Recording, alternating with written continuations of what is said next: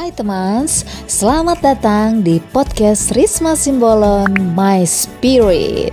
Nah, sebelumnya jangan lupa subscribe, nyalakan loncengnya, dan juga like dan share. Terima kasih. Dibilang berkuasa atau firman, arti firman Tuhan berbicara. Oh iya. Jadi Tuhan itu yang berkuasa, yang kita kenal bahwa itu suara Tuhan, maka kita menguasai kita. Kalau dia menguasai kita, kan kita takluk kepadanya. Iya, betul. Akan banyak orang juga bertanya, kenapa kalau kita baca langsung ngantuk dan tidak ada yang kita ingat?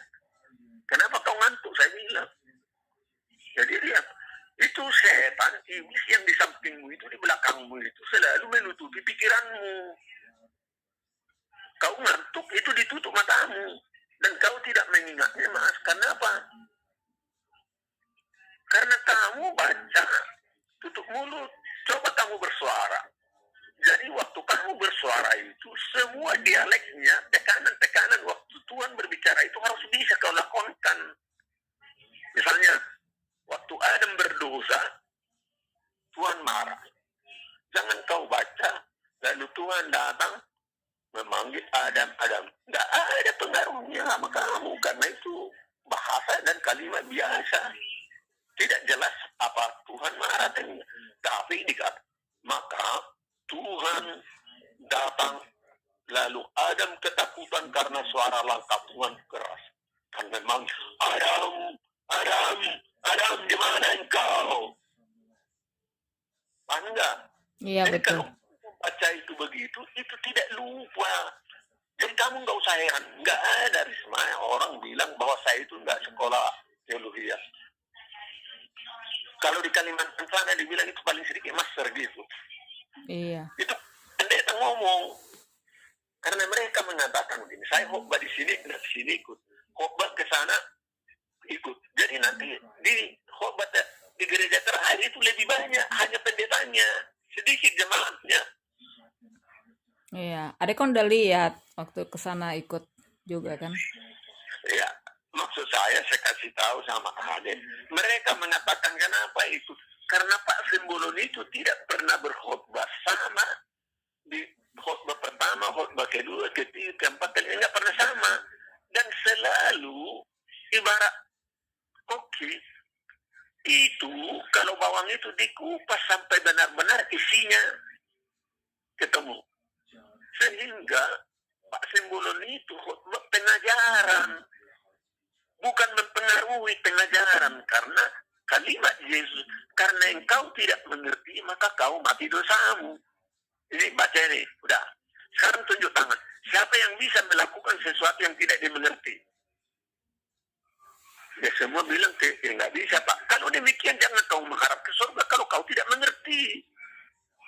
Karena kamu tidak pernah bisa lakukan, tidak bisa taat. Kalau tidak mengerti. Dan mengerti nggak langsung mengerti, memahami baru menghayati.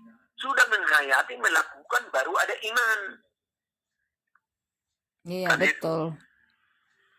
Nah, cuma ini karena sudah corona ini saya kan nggak melayani lagi karena nggak boleh kumpul. Iyalah. Satu ya nggak bisa bawa mobil, jadi udah banyak lah persoalan. Seandainya bukan ini kan sudah ke Kalimantan kita.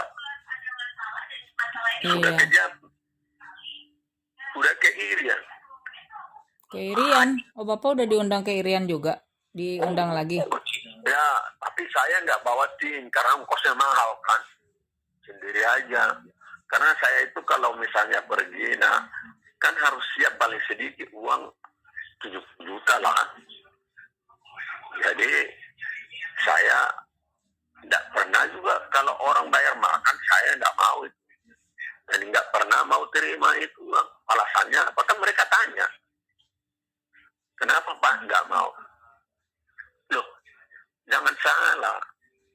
Kalau saya menerima itu kembali, Tuhan akan bilang sama saya, apalagi yang kau harapkan Simbolon? Bukankah yang kau berikan itu kau terima kembali? Paham nggak? Iya, paham. Nah, lalu kedua, menerima itu sebagai profesi. Karena dulu kan orang menganggap itu menjadi profesi saya, berubah. Paham enggak? Famili umumnya begitu. Semua orang dia sekarang sudah jadi pendeta gitu, berkhotbah. Orang ngira saya itu mencari pencarian. Lalu saya ngomong, kalau saya menerima itu sebagai tenagaku, sebagai profesi, Tuhan akan bilang, apalagi yang kau harapkan Simbolon, bukankah kau sudah menerima upahmu dari semua yang kau lakukan? Paham enggak? Iya, paham Pak. Ketiga, bagaimana Tuhan memberi berkat kepada manusia dengan 3 macam. Pertama, akan kuisi pundi-pundimu. Yang kedua, akan kuisi lumbungmu. Yang ketiga, akan kubuka tingkap-tingkap langit. Artinya, tidak sadar orang tiba-tiba kaya. Kan banyak yang kamu dengar orang lain yang tidak kenal apa-apa hanya karena ketemu baik, lalu dia jadi dipilih ahli warisnya karena orang itu gak punya anak, gak punya istri. Banyak kan kejadian gitu? Iya, ada. Jadi dia bilang, kenapa Bapak? Yang mana? Bapak kalau kasih saya envelope, kan sedikit isinya, saya bilang. Itu namanya isinya pundi-pundi. Zaman sekarang pundi-pundi dompet namanya, Pak. Saya bilang, seberapa sih isinya dompet? Kan sedikit. Tetapi kalau Bapak mau memberi saya banyak, nggak usah tanya nomor rekeningnya berapa, Pak. Lebih banyak dari envelope-mu itu. Berarti itulah yang disebut akan kuisi lumbung-lumbungmu. Jadi lumbung zaman sekarang itu rekening bank. Iya, itu betul. Dia tak ketok kepalanya, ngerti nggak? Iya. Dan kalau saya kasih juga itu nomor rekening, bukan pribadi saya khusus, itu yang saya sebut wisata rohani. Beda dengan orang-orang wisata rohani sekarang ini kan ke Yerusalem. Kalau saya wisata rohani saya adalah ke desa-desa. Bahwa saya membuktikan, melihat betapa susahnya orang untuk mengimani Tuhan kalau di daerah. Karena waktu, jarak, tenaga, ekonominya, banyak masalah kan saya bilang. Karena anda-anda ini di sini semua, sebenarnya ingin jadi, tapi jadi gembala. Tahu-tahu penginjil itu kan rider. Kalau bahasa tentara, rider itu, reader. Jadi kalau mereka menaklukkan, itu diserahkan ke wilayah. Harusnya kalian itu kalau mendapat mengkhotbah, menangkap, atau menjala, diserahkan ke gereja yang ada. Itu makanya biasa, penginjil itu utusan dari gereja. Kalau kalian kan enggak, saya bilang. Kalian injil sudah dapat itu dombanya atau ikannya di dalam, ya langsung dipelihara sendiri, saya bilang. Iya, betul. Makanya kalian agak susah ya. Nah sekarang pertanyaan, susah enggak? Ya susah Pak. Jadi jawabmu begini, supaya kamu tetap setia kepada Tuhan apa? Supaya kamu bisa mengatakan ada benarnya atau benar adanya. Itu beda. Kalau ada benarnya, berarti Anda masih ragu. Tapi kalau ada benarnya, itu sudah pasti. Benar adanya. Ada nggak kamu lihat di Alkitab itu? Ada benarnya? Tidak. Yang ada benar adanya. Itu artinya amin. Pasti. Jadi kalau kamu berdoa, bilang amin, berarti doamu itu dari hati. Tapi tidak selamanya doamu itu diterima Tuhan. Karena Tuhan mengatakan, aku melihat hatimu. Tapi hendaknya hatimu yang kulihat itu harus diucapkan oleh bibirmu. Jadi sama. Tapi banyak orang berdoa kan hatinya lain, saya bilang. Iya. Baru kemarin saya itu bicara sama itu pendeta. Sekarang Pak, gini bilang. Apa sih arti syukur? Sekarang adiklah saya tanya, apa sih arti syukur? Syukur itu berterima kasih. Iya, artinya kepada siapa? Kepada Tuhan dong. Ya, itu berarti bahasa rohani antara kita dengan Tuhan. Iya. Terima kasih antara sesama manusia. Itu makanya kalau Anda dapat berkat, Anda bersyukur kepada Tuhan, lebih berterima kasih kepada yang memberi. Karena apa? Karena kamu mengimani semua berkat yang kau terima itu adalah dari Tuhan. Tuhanlah yang menggerakkan hati orang yang memberi. Iya. Itu paham nggak? Contohnya Paham. gini, saya, Pak, gimana, sehat enggak? Sehat. Syukurlah, kan gitu. Iya. Emang kamu yang bikin saya sehat? Tuhan kan? Ya kan? Iya Tuhan. Bersyukur kepada Tuhan. Setelah itu kamu nggak berterima kasih sama saya, dan saya juga nggak. Yang saya berterima kasih sama kamu itu dalam hati bahwa dia menyayangi aku. Tapi kamu kan nggak berterima kasih, hanya berterima kasih sama Tuhan. Karena kesehatan itu dari Tuhan. Sama juga Islam. Kalau kamu memberi sesuatu, dia bilang dulu Alhamdulillah, baru dibilang terima kasih sama kamu. Iya kan? Iya betul. Nah iya. Jadi kata syukur adalah untuk Tuhan, berarti itu bahasa rohani. Roh kita yang berbicara. Karena dikatakan, pujilah Tuhan dengan rohmu. Berdoalah kamu dengan rohmu. Hormatilah Tuhan itu dengan rohmu. Bukan dengan badan kita. Amin. Amin. Ya. Nah, sekarang aku tanya. Kamu harus jawab dengan firman, saya bilang. Kamu lihat enggak orang di bawah jembatan itu? Ya. Kalau kamu tanya, bersyukur enggak sama Tuhan? Dia bilang syukur. Tapi dia enggak ngerti apa yang dia syukuri. Sekarang aku tanya kamu, kenapa dia bersyukur? Tapi kamu harus jawab dengan firman. Sekarang adik, saya tanya, kenapa dia bersyukur?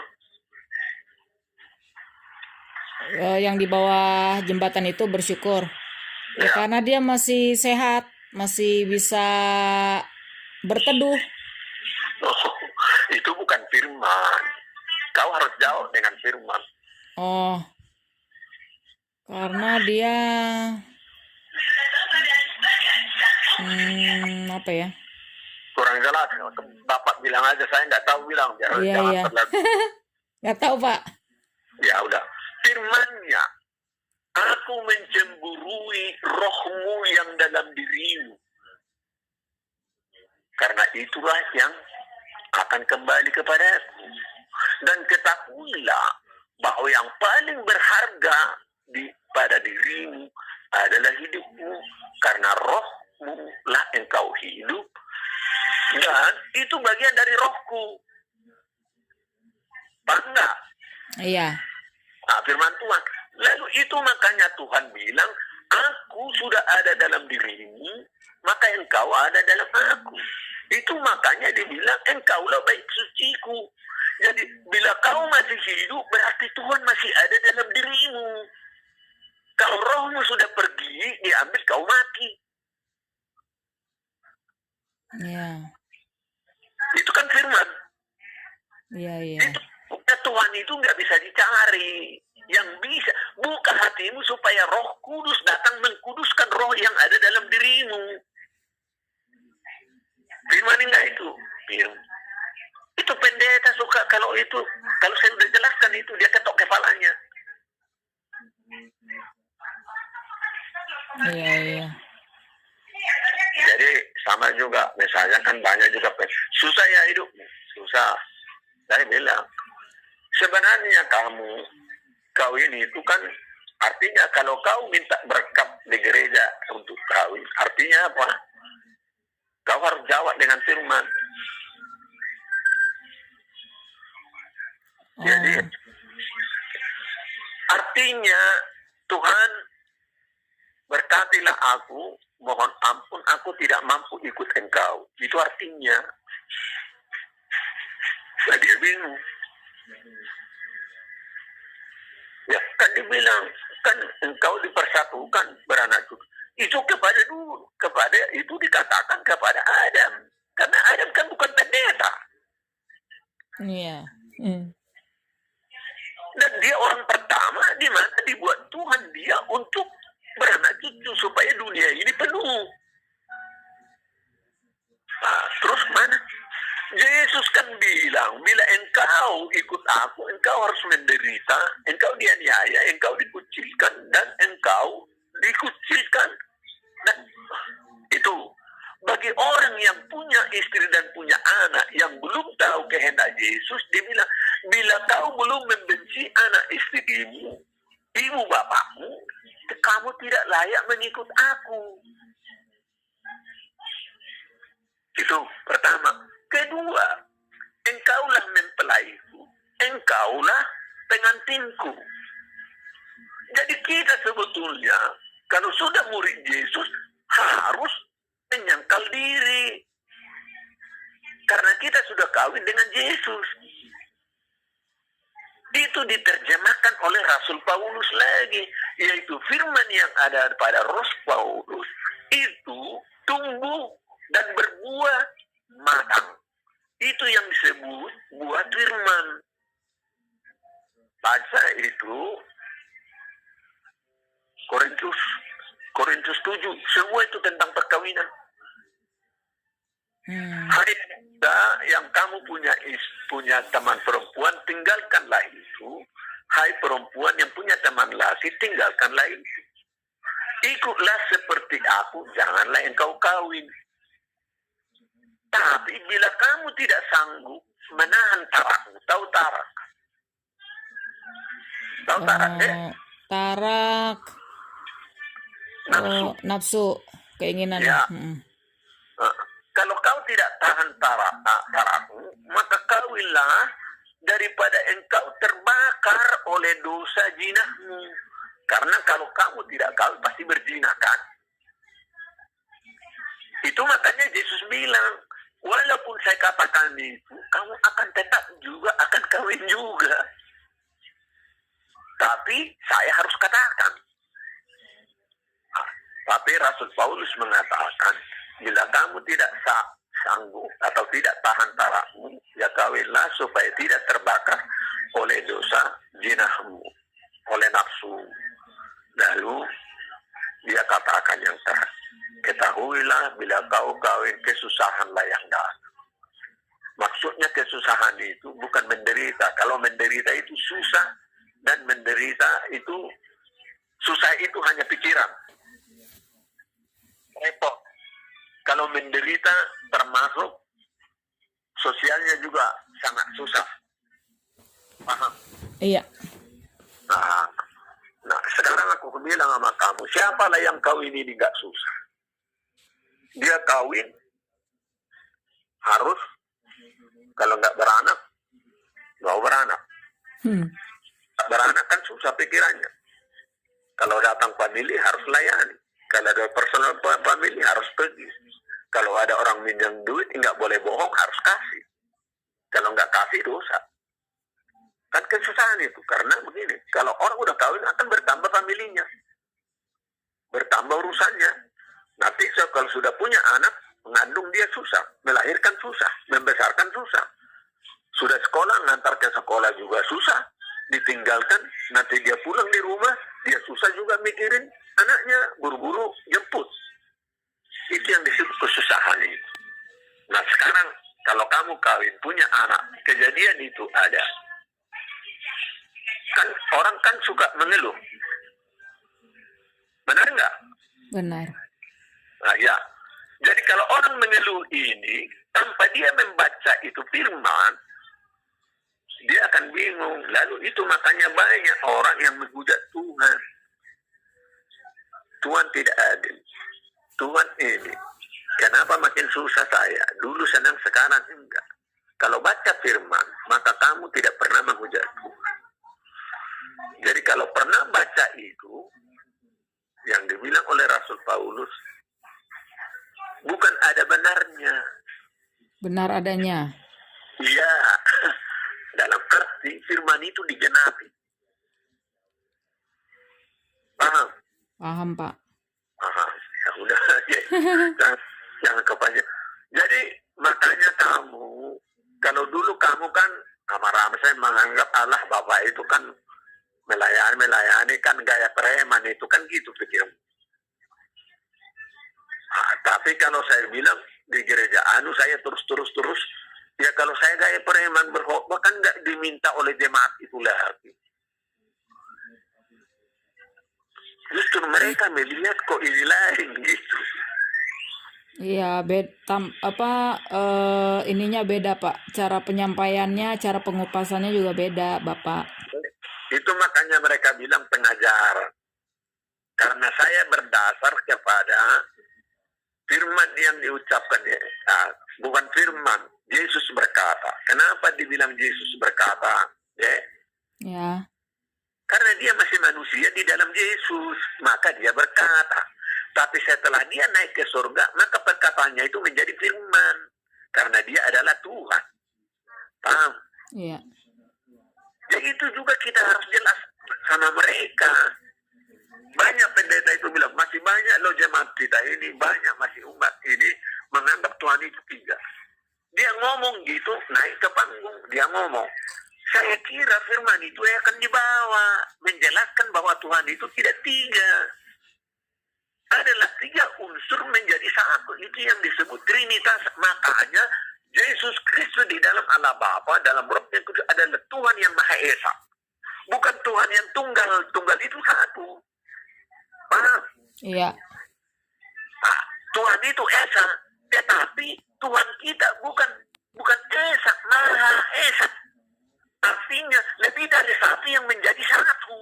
Tiga unsur, yaitu Roh Kudus, yaitu Allah. Tuhan artinya penciptaan. Kuasa yang melakukan, menjadikan. Sekarang pikiranmu adalah Bapa. Rohmu kan ada kan? Iya. Tapi kamu ini kan tidak ada arti kalau tidak berpikir, mencipta. Lalu yang kau pikirkan itu dilakukan oleh siapa? Rohmu apa otakmu? Dilakukan oleh badan. Inilah kuasa. Maka Yesus itu adalah kuasa dari Allah yang bisa menjelma menjadi manusia dalam daging. Karena manusia itu diciptakan oleh tangannya serupa dengan dia. Setelah serupa dan sempurna, lalu ditiupkanlah rohnya kepada manusia itu. Iya. Itu harus bisa.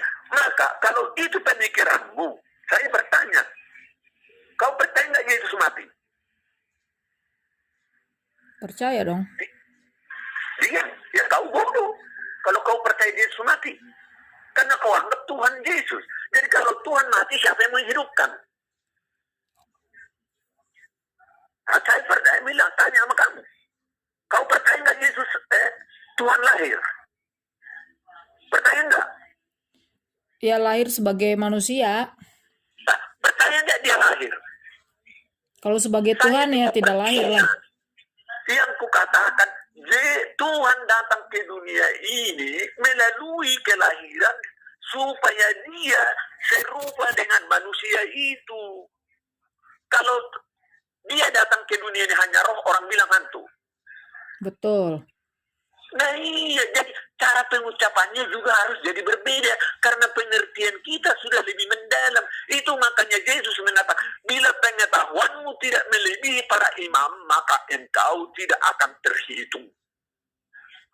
Jadi imanmu terhadap Tuhan itu harus lebih besar daripada Paulus, daripada Yohanes, daripada Samuel, daripada Musa. Alasannya apa?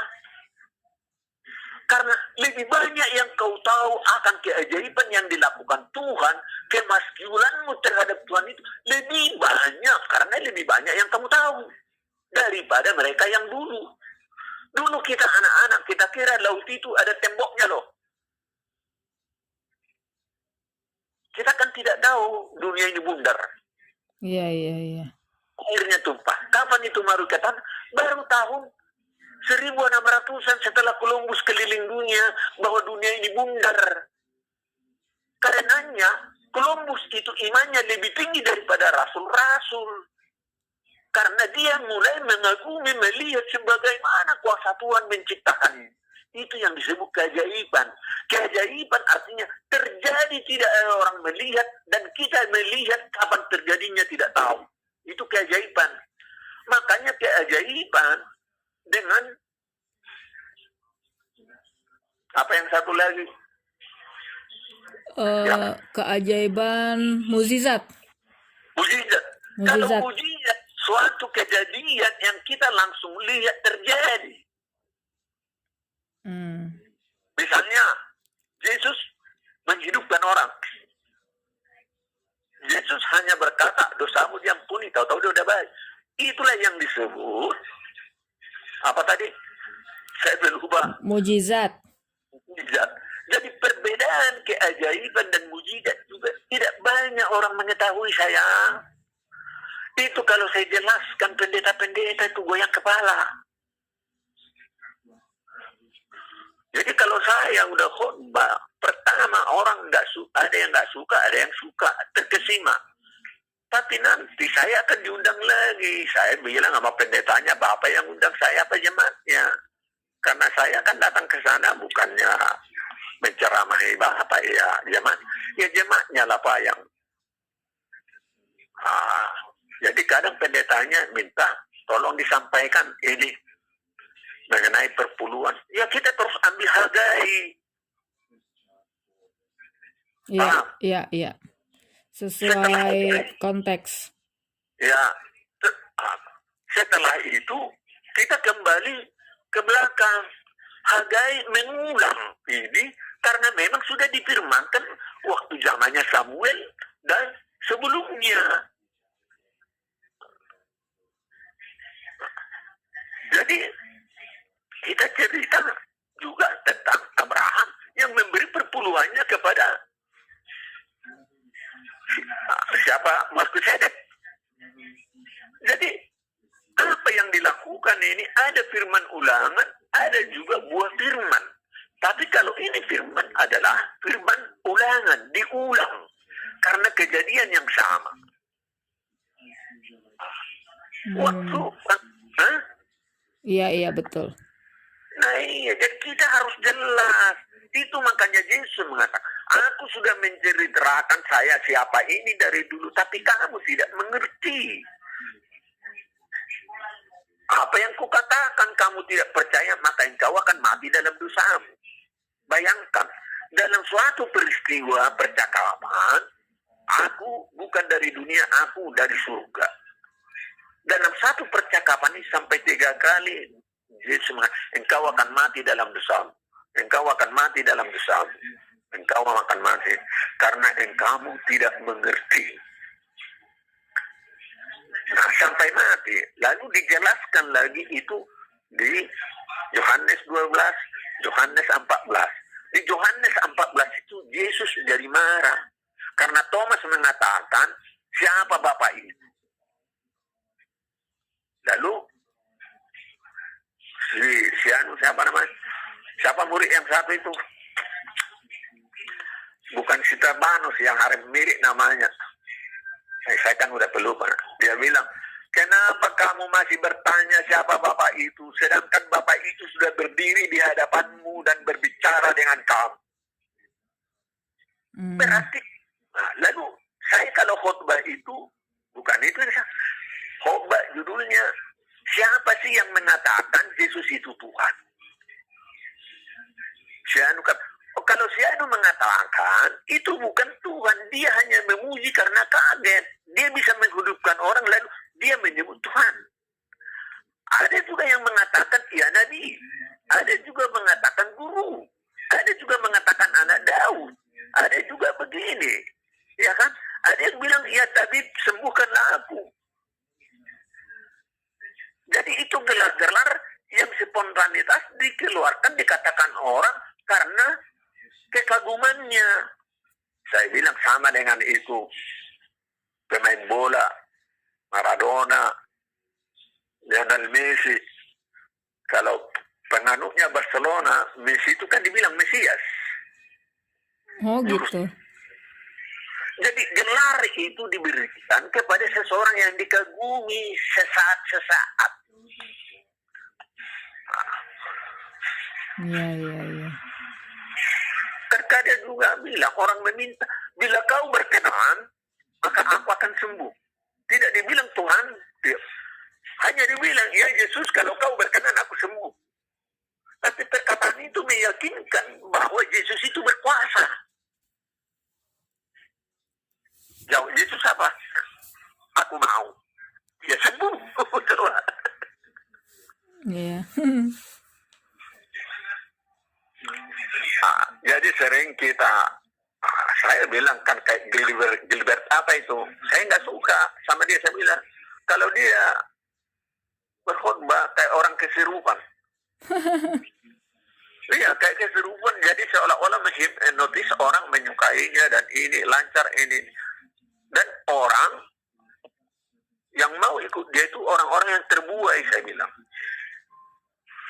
Nah, karena saya kan tidak mau ikut orang mengikuti saya. Yang saya maksud, saya memberi pengertian supaya kamu mengerti, baru bisa memahami. Setelah itu menghayati. Setelah kamu hayati, baru kamu bisa melakukan. Setelah kau melakukan, berarti kau sudah punya iman. Jadi ada 4 tingkat.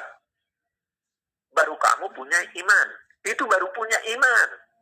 Tapi belum beriman. Beriman kamu harus taat dan setia. Karena tidak ada kesetiaan tanpa ketaatan. Iya. Jadi kalau kamu beriman, itu harus kamu jalani 5 tingkat. Nah, kalau kamu hanya bisa-bisanya hanya dipercaya, belum yakin, dan belum beriman. Karena diwujud kata yakin itu diwujudkan dengan ketaatan dan setia. Kita kalau udah sakit kan terus bimbang. Apalagi kalau anaknya mati. Kenapa sama saya Tuhan? Saya bilang, kan ada itu bapak tuamu yang di Bogor kemarin. Karena anaknya kan meninggal umur 42 tahun baru kawin. Oh. Anak perempuannya dulu kan pernah juga terus gini, dia tolong doakan saya, dia umur saya di atas umur saya kira-kira 4 bulan. Istrinya pun satu umur dengan kita. Saya bilang begini, Bang, saya kan nggak menghobai abang lagi, karena abang lebih dulu mengenal Tuhan daripada saya. Tetapi apa yang bapak abang baca harus dilihat, bukan hanya satu firman yang kau pegang. Lihat segala peristiwa. Dan semua itu terjadi, diulang oleh Tuhan. Nah, sekarang aku tanya, Ayub itu Tuhan benci nggak sama dia? Enggak. Lalu kenapa sampai anaknya mati semua, istrinya pun mati, semua hartanya tidak ada, dia korengan, apa? Itu bukan Tuhan yang mencobai, tetapi iblislah yang melakukannya, yang diizinkan oleh Tuhan. Iya. Lalu orang berpikir pada akhir kalimat dari firman itu, kan cuma lalu Ayub dipulihkan. Orang tutup buku, dipulihkan dan diberi dia 2 kali lipat dari Sebelumnya. umurnya 100 tahun. Jadi jangan kamu kira dia dipulihkan dia langsung kaya. Dia hanya dapat modal pinjaman dari saudaranya 2 keping uang. Dipanjangkan umurnya 100 tahun, berarti dia harus bekerja keras lagi selama 100 tahun kemudian. Dia harus kawin lagi, punya anak lagi, lebih banyak anaknya dan lebih cantik. Lalu dia punya cucu. Iya. Jadi Anda dalam kesusahan jangan putus asa. Iya. Jadi apa yang terjadi di sana itu makanya dikatakan, apa yang terjadi sekarang kamu tidak usah heran dan kamu tidak perlu bertanya karena itu sudah terjadi sebelumnya. Dan ini adalah ulangan. Bahkan yang belum kamu lihat yang akan terjadi besok, lusa, dan nanti akan datang, itu pun sudah pernah terjadi. Jadi semua ini ulangan. Benar enggak? Benar. Ya udah, benar adanya. Benar adanya. Ya, jadi bila Anda ragu, terjadi sesuatu, kamu akan mengatakan, Tuhan menggenapi yang difirmankannya kepada aku. Itu. Pernah saya pergi ke Ciamis melayani. Mereka ke gunung. Dek. Iya. Naik mobil, saya naik ojek, lalu jalan lagi.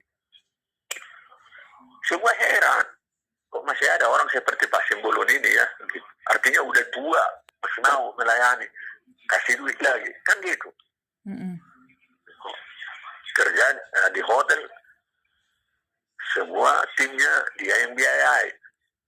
Nah, kalau ada orang kan bermurah hati kasih duit ya sudah. Kalau ada pendeta yang bermurah hati diundang harus disediakan ongkos dan itu hotelnya apa yang segala kan gitu. Nah, jadi dua macam, yang bermurah hati adalah uang, yang bermurah hati harus dibiayai. Orang itu bilang, tahu nggak kalau di Sunda ini deh, Iya. mereka melihat kita itu nggak suka, tapi tidak radikal, tetap aja diterima, walaupun tidak suka, ya. Iya. Tapi dari antara mereka masuk ke Kristen atau pindah, itu langsung diusir dari kampungnya, itu petani diusir. Lalu hak warisnya pun nggak ada lagi. Tidak diakui anak lagi. Lalu dia pindah ke tempat lain, di tempat pertanian dia diusir juga. Rumahnya pindah lagi. Itu dia bersaksi. Sampai netes air mata saya. Lalu kenapa Bapak masih terus? Dia jawab deh firman itu. Kan Yesus bilang kalau kau ikut aku, maka engkau akan dibenci, akan diusir, dienyahkan, dicerca, dan dinista, dan dianiaya. Klop. Lalu kenapa mau? Bagi saya untuk mencari keselamatan itu Yesus. Jadi kalau itu Yesus begini, berarti firman itu digenapi. Iya. Kalau saya senang, saya jadi heran. Bayangkan nih, nangis saya deh. Iya. Saya pikir apa yang saya lakukan tidak ada artinya apa-apa. Karena aku melakukannya pun karena aku ada lebih.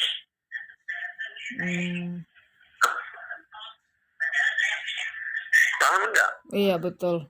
Ya, saya kan karena ada duit lebih, makanya entahkah itu. Tapi dalam prinsipnya aku, ya kamu juga heran kenapa saya sih Bapak punya naik pickup terus, ada duitnya kok kan gitu. Iya. Tapi saya kan mengatakan secukupnya. Jadi kalau saya mau beli mobil harus berdoa dulu. Kalau ada perkataan sudah cukup, saya nggak bakalan ganti. Dan kamu harus tahu, sejak tahun 2000 Krismon itu kan di situ saya berubahnya. Karena ada saya baca ayat yang pertama. Tidakkah kau tahu istrimu yang kau cintai itu ada yang memberi? Tidakkah kau tahu anakmu yang paling kau sayang itu ada yang memberi? Hartamu, pangkatmu yang kau banggakan itu ada yang memberi. Tidakkah kau tahu bahwa sewaktu-waktu yang memberi itu bisa mengambilnya kembali? Saya terus bersujud deh. Baca di kursi itu terus bersujud saya. Iya. Terus saya langsung di meja. Aku itu Tuhan ampuni saya, jangan ambil semua. Jangan ambil semua Tuhan aku. Sejak dari situlah saya nggak kerja lagi. Saya sudah mulai mencari pendalaman Alkitab. Tapi kan tidak ada tempatnya. Baru saya tahu ada di Mawar Sarong. Iya. Saya pergi ke Mawar Sarong, ikutlah yang 3 bulan itu som. Iya. Makanya, siapa sih pendeta besarnya Mawar Sarong? Sudah lupa saya namanya. Pak Yakob Nahuai, Pak. Pak Yakob Iya. Dia minta saya supaya di situ. Cuma saya bilang, tidak Pak, saya di sana. Tapi saya kan jadi volunteer untuk melayani yang lain-lain dari gereja saya. Itu makanya saya masuk di gereja di sini, kan saya bilang sama pendetanya. Kan kalau mau jadi anggota kan harus juga konsultasi dengan pendetanya kan. Saya bilang dulu di mana? Di Nasaret. Nasaret. Cuma saya selama ini nggak pernah lagi ke sana. Lalu karena saya udah tinggal di sini, cuma begini Bu Pendeta, saya dapat berkat dari GPIB, tapi saya tidak menjadi berkat di GPIB, tapi saya menjadi berkat di gereja-gereja lain. Tidak bisa lagi. Kalau sekarang harus Bapak jadi berkat di sini itu. Nah, cuma kan saya kan nggak bisa ngomong sini, karena kalau di GPIB itu kan harus ada standarnya. Iya. Punya standar. Jadi kalau saya ibadah keluarga, barulah sering pendetanya bertanya, bagaimana pendapat? Saya kecewa Pak Pendeta begini, karena Bapak membawa itu, saya kira tadi judulnya, bagaimana Tuhan bisa membuat orang yang tidak mengenal Tuhan, tapi bisa membangun bait suci bagi Tuhan. Kan itu judulnya, itu sebetulnya cerita itu. Nah, karena yang Bapak bilang tadi itu kan pelayannya Raja Anu. Ya begini. Nah, jadi dia gagal bukan karena kegagalannya, tapi Tuhan membuat itu supaya prosesnya panjang. Karena waktu Tuhan menyuruh kita itu selalu juga disuruh yang mengganggu. Bagaimana iman? Diam dia. Tapi banyak jemaat itu yang ikut itu enggak suka, tapi banyak yang suka. Oh, di ibadah rumah ya? Ibadah keluarga. Persekutuan doa ya? Ya ibadah keluarga. Jadi pendeta kalau khotbah di ibadah keluarga, kalau pendeta datang suka nanya saya, siapa yang bawa firman, dia tanya bagaimana pendapat. Lalu misalnya, lalu dia terus bersujud. Bagaimana pendapat Bapak tentang berlutut? Terus, ya, bagaimana menurut Pak Sembus? Kata berlutut Pak, itu artinya merendahkan diri. Jadi walaupun bahasa saya kurang lembut, kalau sudah barang akan berlutut itu sudah nyembah. Tidak pernah ada orang berlutut menghadap seseorang tidak ikut nyembah atau pegang kakinya. Jadi dia sudah merendahkan diri di hadapan. Ya benar itu adanya. Jadi orang merendahkan diri ya masing-masing kita yang mendengar memperpanjangnya. Dia bilang pendetanya, karena saya bilang kata berlutut di situ adalah merendahkan diri. Iya. Jadi kadang juga kalau di penjara suka saya peragakan. Kan dibilang begini, lawan, janganlah engkau, tapi hindari dan lawanlah iblis itu. Terus rendahkanlah dirimu supaya kau ditinggikan. Itu saya tekan kau di penjara. Nah, misalnya saya kemarin sini, saya pegang bahunya, ayo jalan. Nah, dia jalan, kan saya bilang, jangan jalan, ngapain di sana? Kamu tenagamu habis, tidak ada hasilnya. Dia jadi diam. Ya jalan terus, saya bilang. Jalan terus. Saya tahan, saya jalan terus.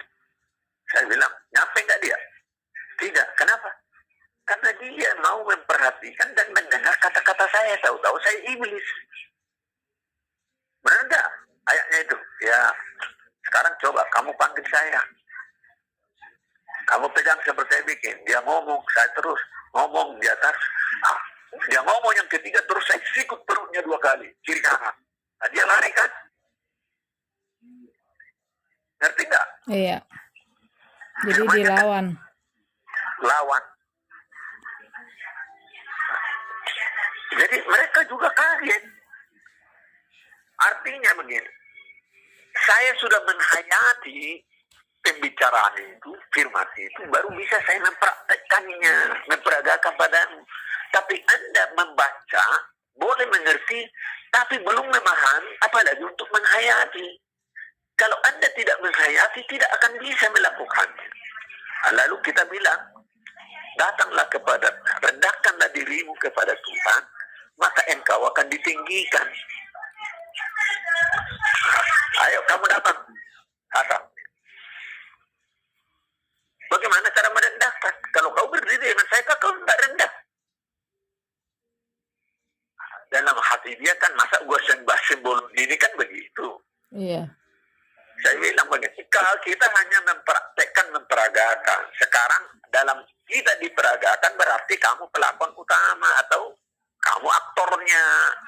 Lakukan, baru dia bersujud. Kawan-kawan dia lebih rendahnya dari saya. Ya, berarti dia merendahkan diri di hadapanku kan? Ya. Bagaimana caranya aku meninggikan dia? Dia juga orang. Orang menganggap dia berdiri sendiri. Tahu-tahu saya ambil bahunya, saya angkat dia berdiri. Tinggi enggak dia? Tinggi. Tapi kan enggak lebih tinggi dari saya. Begitulah cara Tuhan meninggikan kita. Rendahkan dirimu di hadapan Tuhan, maka dia akan meninggikan. Orang bingung loh. Kenapa bisa saya praktekkan itu? Karena saya sudah menghayatinya. Lebih daripada mengerti, lebih daripada memahami dan menghayatinya. Baru bisa dilakukan. Saya tidak mengatakan, kau kira saya orang baik? Tidak. Saya tidak baik. Tuhan mengatakan kepada aku, kau memang bisa mengajarinya, tapi kau sendiri nggak melakukan. Tetapi Tuhan mengatakan, katakanlah itu kepada orang jahat, supaya dia berubah. Kalau dia mati, di dalam keberadaannya, kejahatannya, maka darahnya kutuntut kepadamu. Karena kau tahu. Dan katakan juga itu kepada orang soleh, supaya dia tidak jatuh. Kalau dia jatuh, maka darahnya kutunjuk kepadamu. Tapi kalau kau sudah membicarakannya, mengatakannya, dia masih tetap begitu, maka darahnya tidak lagi saya tunjuk kepadamu. Jadi saya tidak mau dihukum Tuhan karena saya tidak mengatakannya kepadamu. Dilakukan atau tidak, itu urusan. Tetapi yang jelas, setelah saya sampaikan, kau sudah mengerti. Itu. Sekarang kalau di pengadilan, kalau dikatakan, kamu tahu nggak salah membunuh itu. Kalau kau bilang tidak tahu, ini orang ini udah salah. Nanti kamu nggak masuk penjara, kamu diobati. Tapi kalau kamu bilang tahu, ya kamu hukumanmu berat. Benar nggak? Iya, ya begitu juga. Kalau kamu tidak tahu, kau lakukan dosamu ringan. Tapi kalau kamu tahu, maka dosamu berat. Nah, sering diantara kamu itu, terima kasih Pak, saya diberkati. Tidak, kau berterima kasih karena kau sudah tahu. Kalau kau lakukan, maka kau diberkati. Kalau kamu yang dilakukan, tidak lakukan, berarti kamu dapat kutukan. Karena sudah tahu. Iya, kalau sudah tahu tidak lakukan, kau dapat kutukan. Iya. Jadi saya, enggak pernah saya merayu, karena saya kan tidak perlu merayu, karena tidak ada yang saya harapkan dari mereka. Artinya tidak saya mengharapkan ada balasan dari mereka. Orang juga sini, tolong Pak, doakan saya. Maaf, imanmu yang menyelamatkan. Famili juga minta doakan, imanmu yang menyelamatkan. Coba bayangkan, kalau saya mendoakanmu, kira-kira apa yang Tuhan ngomong? Kira-kira apa coba? Ya dia minta sendirilah sama saya gitu kan. Dia bilang dia punya mulut, dia kenal aku. Kenapa dia tidak mau berdoa? Berarti dia tidak percaya kepada aku. Berarti dia takut kepada aku. Kan itu omongannya. Tetapi kalau saya mendoakan kamu, belum tentu diterima oleh Tuhan, tapi Tapi Tuhan menganggap aku ini baik, mau mendoakan orang lain. Itu makanya banyak pendeta minta, mari saya doakan. Berarti nggak? Iya, untuk kepentingan dia berarti. Kamu saya doakan berhasil, kamu tidak lagi mengkultuskan Tuhan. Kamu mengkultuskan saya, hanya kamu tahu Tuhan, tapi kamu tidak mengenal Tuhan. Ngerti? Iya. Lain saya katakan, karena kau yakin dan percaya, maka engkau akan berani. Maka aku berani Tuhan meminta kepadamu, karena saya tahu bahwa yang saya minta ini ada padamu. Dan semua yang kupunyai ini adalah buah dari doaku kepadamu. Karena Tuhanlah yang memberikan. Harus itu. Jadi jangan kau minta yang tidak ada, minta yang ada. Bagaimana Pak? Kau minta yang tidak boleh minta yang tidak. Tidak kalau yang tidak ada. Masa minta yang sudah ada? Kamu itulah belum kau ngerti. Kamu yakin dan percaya Tuhan mempunyainya. Kau ingin mobil, tapi gajimu cuma 5 juta. Bagaimana kamu mau minta mobil? Walaupun ada itu sama Tuhan. Tapi kalau kamu minta sepeda motor, itu ada. Karena dari 5 juta itu, kamu tabung 3 bulan, 1 juta, sudah 3 juta. Sudah bisa kredit. Ngerti nggak? Iya, betul. Ngerti? Iya. Jadi diterjemahkan. Jadi kadang-kadang orang masa kita minta yang sudah ada. Sekarang kau minta kepada Tuhan. Kenapa kau minta kepada Tuhan? Karena belum punya. Di Tuhan, di miliknya. Tinggal caramu meminta. Dan kenapa tidak semua orang kaya? Kenapa? Karena Tuhan tahu kalau ini dibaksin banyak dia akan kawin lagi. Kalau ini dibikin ini akan main judi. Kalau ini orang dia miskin aja masih pingin kawin, apalagi kalau punya duit. Saya bilang, ya juga. Iya. Saya tukang itu kan sering saya naik angkot. Iya. Kan supirnya kadang-kadang suka maki-maki kalau orang ngelewatin dia, iya kan? Apalagi supir-supir zaman sebelum corona ini kan pada galak-galak supir angkot itu biasa. Biasanya kan banyak orang Batak supir. Saya ngomong, udahlah, saya bahasa, kenapa sih kau sumpai orang? Dia melewati kamu sumpai. Tahu-tahu saya lihat kamu selama saya duduk. Ini sudah 4 kali kamu nyalip orang, saya bilang. Itu pertama. Artinya kamu nggak mengenali dirimu. Itu firman loh. Kalau kamu tidak mengenal dirimu, maka kamu tidak akan pernah bertindak dan berperilaku benar. Kedua, kalau kamu menjumpai orang, dia tidak dengar, maka sumpahmu itu kembali kepadamu.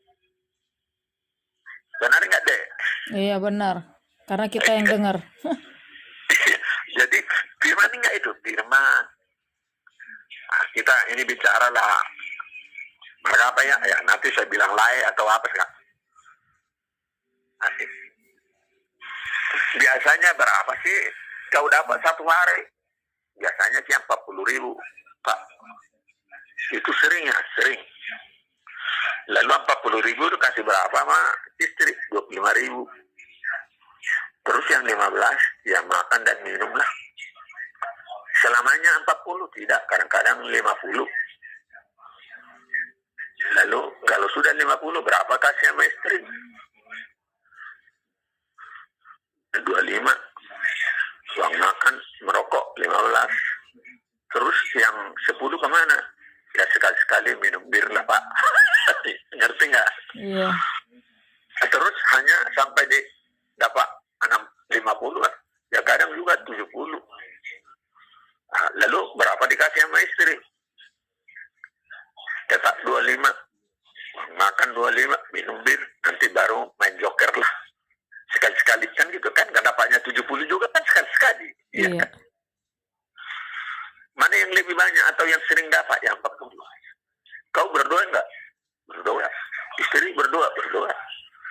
Tapi yang dikasih Tuhan lebih banyak yang mana, yang apapun.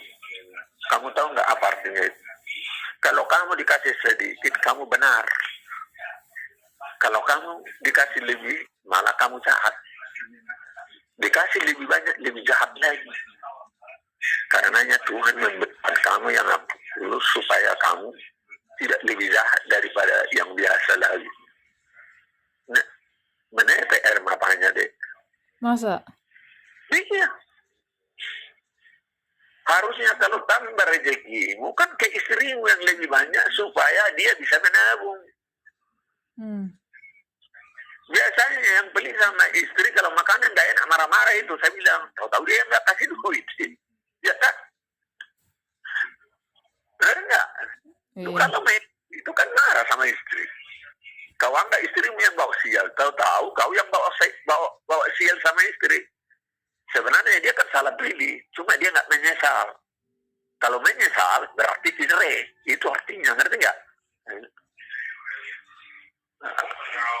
Kan banyak orang yang tahu dia salah pilih, Iya, betul. tapi dia tidak menyesal.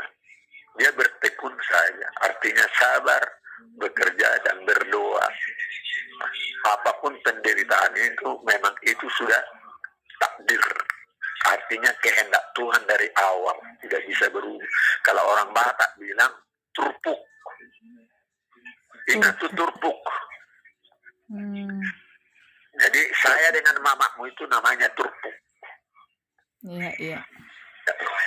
Nah, contohnya gini, saya salah pilih dan dia pun salah pilih. Tetapi dia tidak menyesali, saya pun tidak menyesalinya. Karena kalau aku menyesali, aku tidak menyayangi anakku lagi. Tetap di dalam kesalahan itu selalu ada berkat. Ternyata Tuhan juga memberi saya kesehatan karena saya bertekun di dalam keberadaanku. Artinya saya ikhlas menerima dosa-dosaku. Kan udah tahu sejarahnya dek kan? Iya. Jadi orang tanya, cintai nggak Maestro? Enggak. Yang ada, aku suka. Cinta dengan suka beda. Suka itu sesaat. Cinta itu diingat-ingat. Enggak, saya itu makanya sering orang kalau ada cinta itu seringnya lewat setelah kawin. Jadi maksudnya deh, orang juga bingung, saya itu kok pintar ngomongnya gitu. Saya kalau ketemu di polisi, ketemu sama pengacara, dikira juga saya sarjana hukum. Saya waktu memborong kan semua menganggap saya senior. Bisa baca gambar, bisa dia gitu, bisa berdebat. BPK datang periksa timpronya, saya jawab. Itu dalam gambar Pak garis. Tapi kenyataannya kalau di lapangan itu 16 cm. Jadi setiap ukuran itu tidak bisa dengan gambar. Itu akan berkurang 6 cm dari dua sisi. Apakah pecahan-pecahan keramik itu saya antar ke rumah Bapak? Iya. Kayu. Dalam gambar itu 15 cm. Bapak cari kayu mana ada yang 16 cm. Karena kita harus serut. Semua kayu yang ada di pasaran ini 14,5. Kita serut menjadi 14. Apa bekas serutannya harus saya kasih yang Bapak? Jadi kalau Bapak minta 15 sesuai dengan gambar, berarti saya harus beli kayu yang 16 cm. Jadi maksud Bapak saya harus, kalau saya memborong ini harus bikin dulu pamlon, pabrik kayu. Jadi yang jelas pertanyaan, timpronya bingung sama semua itu, insinyur kok yang kan pemborong-pemborong dikumpul. Saya marah-marah sama BPK. Karena dia anggap ini. Akhirnya BPK-nya diam, pulang. Orang bilang memang kita butuh ya kapak sembolon ini sekali-sekali. Pernah di DPP lagi begitu. Jadi orang bilang, saya ngomong deh. Terus orang lain itu ngomong, kami dukung semua. Nggak usah kamu dukung saya. Diam mereka. Kamu bilang saya sependapat dengan Pak Simbolon baru benar. Ya juga katanya, kan udah jadi diam semua. Jadi artinya saya juga tidak ingin dipuji. yang kukatakan adalah hakku,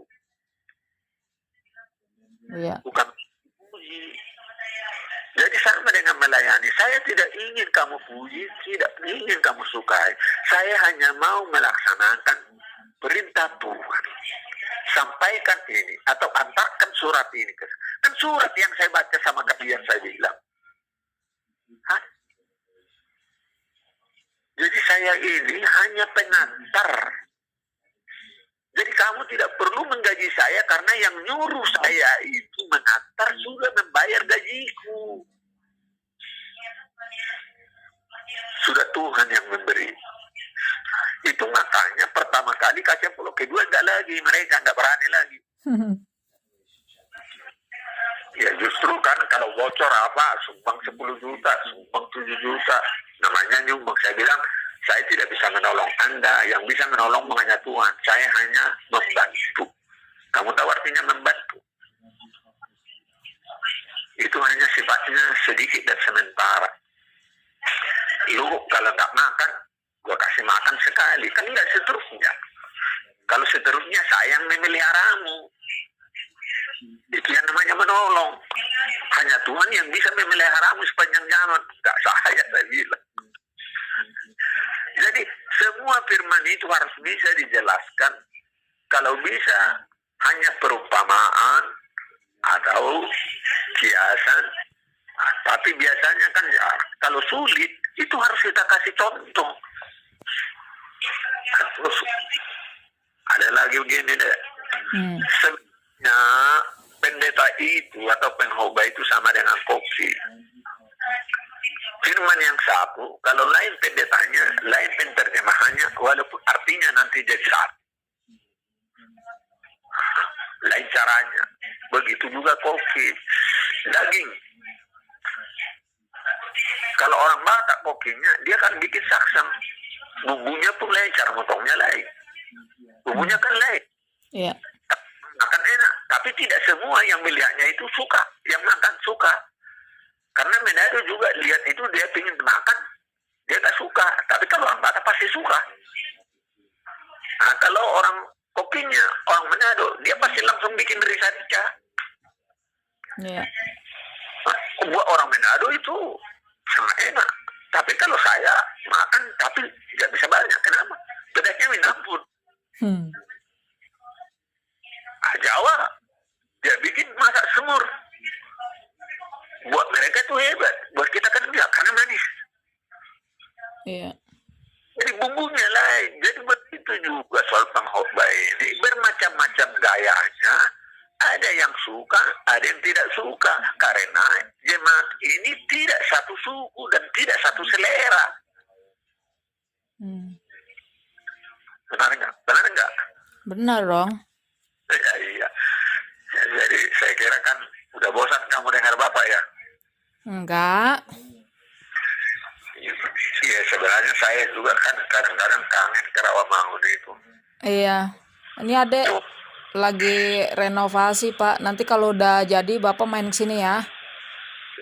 Kamu itu nggak usah bolak-balik renovasi. Cukup memperbaiki saja. Simpan aja duitmu sayang. Karena kamu juga kan tidak tahu hari esok itu gimana. Iya. Soalnya udah bocor-bocor, Pak. Kalau hujan itu adek repot.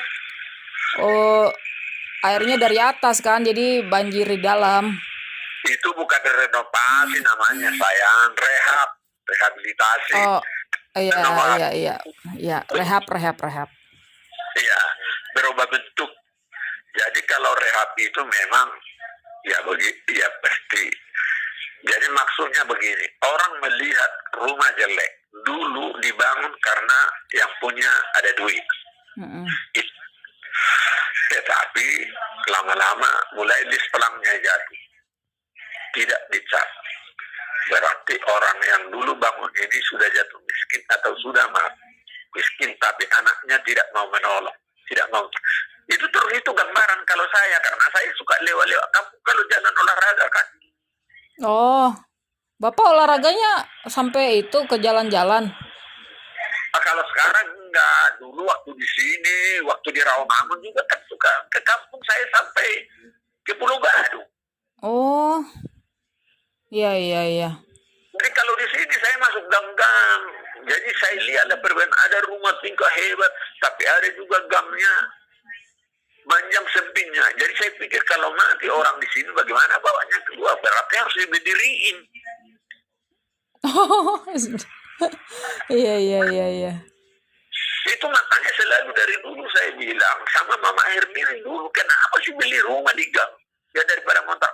Berarti kamu udah beli, ukur dirimu tidak bakalan kaya. Itu artinya saya bilang. Ah itu ini ada aja, ya lihat aja.